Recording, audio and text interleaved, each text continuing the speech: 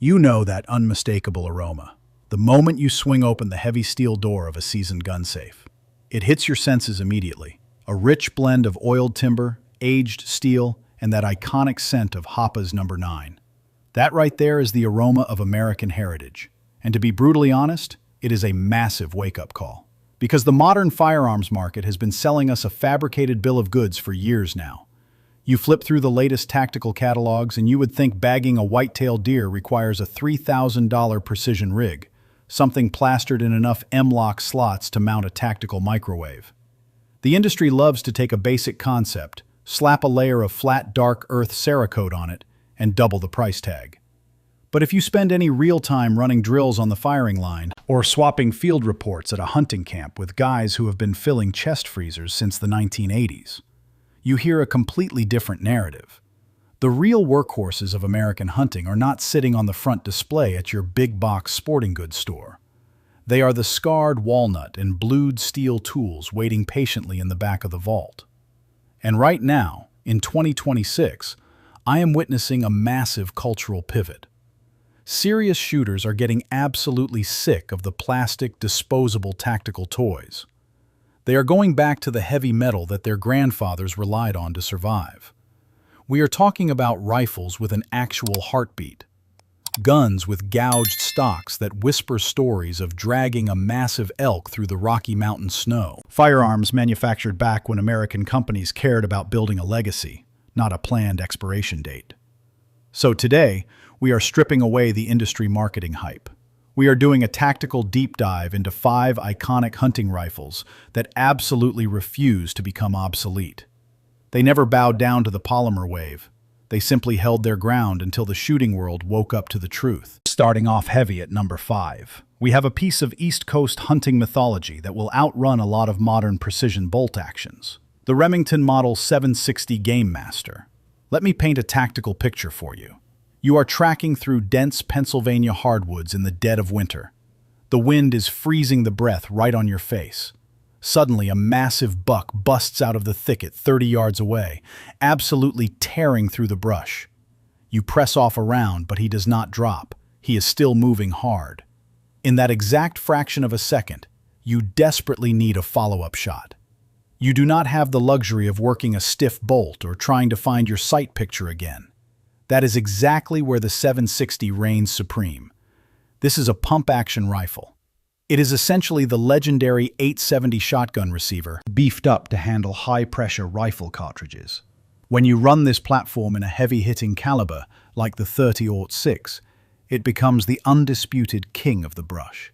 People often forget that a manual pump action, in the hands of a trained shooter, cycles faster than almost anything else on the planet. It sports a 22-inch barrel and tips the scales right around 7.5 pounds. When you bring it up to your shoulder, it points as naturally as pointing your own finger. You are looking at devastating terminal ballistics easily out to 200 yards. And here is the kicker. You can still hunt these down on the used racks for about $500 to $600. That completely shatters the myth that you need to drop $2,000 just to hit the woods. But honestly, it is the tactile feel that wins you over. The solid grip of that checkered wood. The heavy mechanical click of the crossbolt safety. And you can strip it down on the tailgate of your truck in a matter of seconds. Up in the Northeast, they affectionately call this the Amish machine gun, and it earned that title in blood. Now, as an expert, I have to give you the reality of the platform. Some of the vintage models have plastic dust covers that tend to crack over time. And if those factory triggers have not seen any maintenance, they can feel extremely gritty.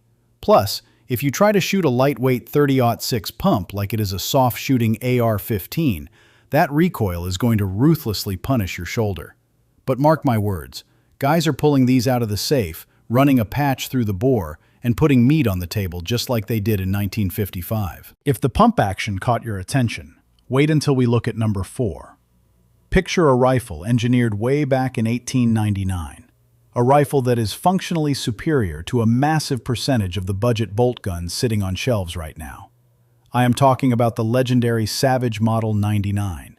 If you have ever stalked through heavy, dark timber, you understand exactly why this gun is making a massive comeback. The Model 99 did not just compete in the lever-action space. It completely rewrote the tactical rulebook. Back at the turn of the century, Winchester was heavily relying on tubular magazines, which meant you were forced to use flat-nosed bullets. Savage stepped up and introduced a hammerless receiver utilizing an internal rotary magazine. That rotary mag was pure engineering brilliance. It allowed hunters to finally run Spitzer projectiles. Those are the sharp, highly aerodynamic bullets. And they could do it without the terrifying risk of a chain-fire detonation inside a tube magazine. That single innovation completely revolutionized lever-action ballistics. Depending on your specific variant, these rifles weigh in between 6.5 and 8 pounds. With a compact 20-inch barrel, carrying this rifle on a sling all day is an absolute breeze.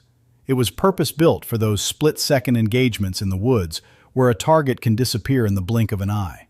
Reaching out to 150 yards is basically a chip shot for this weapon system. Whether you are running the factory iron sights or you mount a modern low-power variable optic, the performance is undeniable. And the lever stroke? It is not that loose, rattling mess you find on cheap modern lever guns. Running the action on a Model 99 feels like locking the heavy steel door of a Swiss bank vault. You can typically find these vintage masterpieces sitting between $800 and $1,200, and if you manage to track down one of the rare takedown models, you can literally split the rifle in half, pack it into your rucksack, hike deep into public land, and assemble it without losing your zero. Try pulling that off with a budget AR build. Securing the number 3 position is a weapon system that never needed flashy marketing to secure its legacy. The Ruger M77 Hawkeye. This is a bolt-action rifle engineered by actual shooters, not by some corporate accountants trying to shave off manufacturing costs. This right here is pure, unapologetic American steel. You are not going to find any fragile plastic trigger guards or cheap bottom metal on this platform. It is constructed around a bomb-proof controlled round feed system, featuring a massive, non-rotating Mauser-style claw extractor. Listen to me carefully. If you are hunting dangerous game, or you are running your gear in absolutely brutal weather conditions, that massive claw extractor is not a luxury, it is a strict requirement for survival. It bites down on the cartridge rim the absolute millisecond it strips it from the magazine, and it refuses to let go until that spent brass is violently ejected from the receiver. You could cycle this bolt action while hanging completely upside down, and it will feed flawlessly every single time.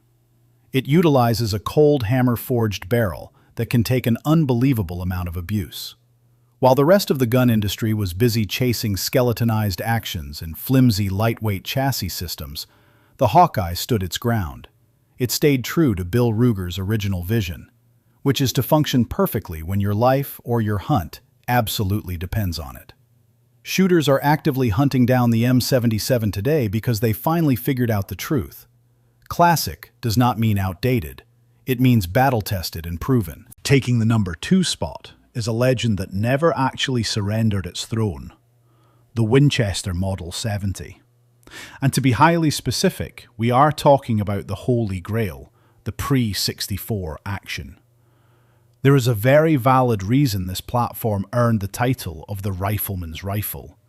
It is the absolute benchmark that every other bolt-action rifle on the planet is forced to compete against. When you run the bolt on a meticulously maintained Model 70, it genuinely feels like it is sliding on greased ball bearings. The receiver is milled from a solid, heavy billet of steel. The trigger brake is nothing short of phenomenal. It snaps like a delicate glass rod. There is absolutely no creep. There is zero grit. Just a sudden, crisp transfer of kinetic energy. During an era when other manufacturers were desperately trying to cut corners and make guns cheaper, Winchester was aggressively focused on making them perfect. It features that same hyper-reliable, controlled round feed geometry we discussed on the Ruger. But let me tell you something about the Model 70. This is not just a firearm you purchase for your own hunting trips. This is a family heirloom. You are simply acting as the custodian of this weapon until it is time to pass it down to your grandchildren. In a modern world obsessed with disposable plastic garbage, That level of permanence commands serious respect. And finally, claiming the #1 spot tonight, we have the ultimate underdog narrative in the history of American firearms. A rifle that was completely dismissed for decades, but is finally commanding the respect it earned on the firing line. The Remington Model 788.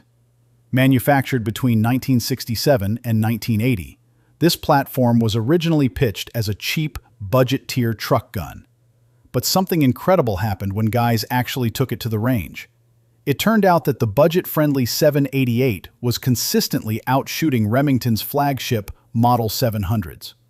Let me break down the science of why this works.